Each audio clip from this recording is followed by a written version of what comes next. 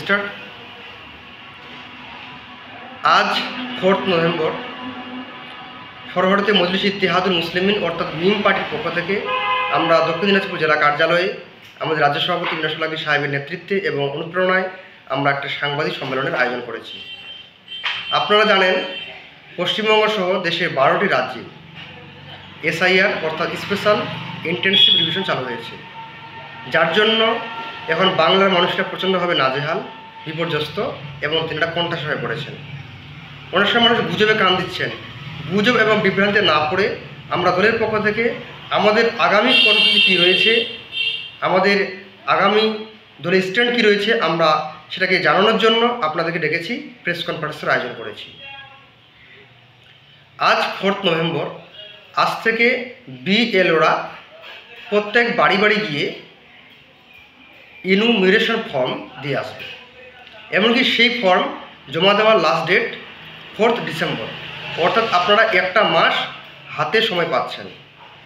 সেক্ষেত্রে মাথায় রাখতে হবে যে আপনারা কোনো তাড়াহুড়ো করবেন না, আপনারা কারো গুজবে কান দেবেন না। যে সমস্ত ভাইরা বা যে সমস্ত দাদারা বাইরে আছেন, আপনাদের ফর্ম বাড়ি থেকে ফিল আপ করতে পারবেন। আমরা মানুষের সহায়তার জন্য আমরা জেলা কার্যালয় খুলে রাখছি। আমাদের জেলা কার্যালয়ে এসে আপনারা ফর্ম ফিল আপ করে নিয়ে যেতে পারবেন। পাশাপাশি আমাদের বিভিন্ন ব্লকে আমরা কার্যালয় করেছি। আমরা আজকালের মধ্যে 2 দিনের মধ্যে আমরা হেল্প ডেস্ক করছি, আমরা নাম্বার দিয়ে দেবো। সেখানে গিয়ে আপনারা নিশ্চিন্তে নির্দ্বিধায় ফর্মটাকে যত্ন সহকারে ফিল আপ করতে পারবেন। পাশাপাশি আমরা ফর্ম ফিল আপ আমাদের নেতৃত্ব করে দেবে, দরকার পড়লে বাড়ি বাড়ি গিয়ে ফিল আপ করে দিয়ে আসবে। আপনারা কোনো গুজবে কান দেবেন না। একটা সময় ছিল ইলেকশন কমিশন আন্ডারে যে সাধারণ মানুষদের ভোট দান প্রয়োগ করা 18 বছর হয়ে গেল, কিন্তু ভারতের নির্বাচন কমিশন এখন কেন্দ্রীয় সরকার অর্থাৎ বিজেপির গোলাম হয়ে গেছে। অর্থাৎ ওনারা ঠিক করে দিচ্ছেন যে কে ভোট দিতে পারবে আর কে ভোট দিতে পারবে না। ইলেকশন কমিশন অফ ইন্ডিয়ার উচিত ভারতবর্ষের প্রত্যেকটা বৈধ নাগরিকের সঠিকভাবে ভোট যাতে প্রয়োগ করতে পারে, পাশাপাশি ভোটার লিস্টে নাম ওঠে। কিন্তু এখন বিজেপি সরকার ঠিক করে দিচ্ছে যে আমার ভোট কার দরকার রয়েছে। সেখান থেকে বের হয়ে আসতে গেলে আমাদেরকে সঠিক বার্তাটা মানুষকে পৌঁছাতে হবে, আপনারা গুজবে কান দেবেন না।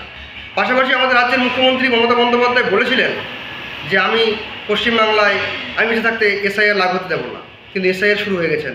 আজকে উনি কোনো রকমের সাংবাদিক সম্মেলন বা প্রেস কনফারেন্স করছেন না, এমনকি ওনার ভাইকে এসে বার্তা দিচ্ছে। আসলে কি উনি বেঁচে আছেন না মারা গেছেন আমরা জানি না, তবে আমরা ওনার সবসময় দীর্ঘায়ু কামনা করি। আমরা একটা জিনিস বলতে যাচ্ছি যে BLO আপনার বাড়িতে ফর্ম দেবে, সেই ফর্ম আপনারা 2টো কপি করে পাবেন। একটা কপি আপনারা নিজের কাছে রেখে দেবেন, একটা কপি BLO জমা করে নিয়ে যাবেন। ফর্ম আপনারা নিজে ফিল আপ করবেন, আদারওয়াইজ আমাদের ফিল আপ করিয়ে নেবেন। কিন্তু আপনারা অন্য কোনো মানুষের কাছে ফিল আপ করে নিলেও আপনারা জমাটা BLOকে নিজে হাতে জমা দেবেন। কোনো পার্টির কোনো নেতৃত্বকে জমা দেবেন না, আপনার ফর্ম বিফলে চলে যেতে পারে, আপনার ভবিষ্যতে কোনো ক্ষতি হবে। এমনকি সেই পূর্ণাঙ্গ ফর্মটা আপনারা একটা করে বাড়িতে সুন্দর করে রেখে দেবেন, সুন্দরভাবে আপনারা রেখে দেবেন। এমনকি BLOকে জমা দেওয়ার সময় BLO সিগনেচার এবং স্ট্যাম্প সিল আপনারা করে নেবেন। পাশাপাশি আমরা একটা কথা বলবো, যে সমস্ত তরুণ ভোটার রয়েছে, প্রবীণ ভোটার রয়েছে, তাদের পাশে আমরা অলওয়েজ আছি। এমনকি আমরা প্রান্তিক এলাকার মানুষদের, যে দক্ষিণ দিনাজপুর জেলার সীমান্তবর্তী জেলা, এখানে বিভিন্ন ব্লক, কুশমন্ডি, গঙ্গারামপুর এবং কুমারগঞ্জ, হিলি সীমান্তবর্তী এলাকা আমাদের রয়েছে। এই সীমান্তবর্তী এলাকার মানুষ সহায়তার জন্য আমরা সাহায্যের হাত বাড়িয়ে দিচ্ছি। আমাদের নেতাকর্মীগণ অলওয়েজ তৎপর রয়েছে মানুষকে সাহায্য করার জন্য, যাতে কোনো বৈধ ভোটার লিস্টে কারো নাম বাদ না যায়। হ্যাঁ, ইলেকশন কমিশন অফ ইন্ডিয়া উচিত নিরপেক্ষভাবে সমস্ত মানুষের, এমনকি BLOর উচিত যে সমস্ত মানুষের ভোটার লিস্টে নাম উঠে সেটাকে ধ্যান দেওয়া, এমনকি ভালো করে 3বার একটা BLO প্রত্যেক বাড়ি বাড়ি যাবেন, যাতে কোনো বৈধ ভোটার নাম না বাদ পড়ে সেটাকে দেখা। এমনকি অবৈধ ভোটার, পাশাপাশি মৃত ব্যক্তি, এগুলোর নাম বাদ দেওয়া, এটা BLO কিংবা ইলেকশন কমিশন অফ ইন্ডিয়ার কাজ।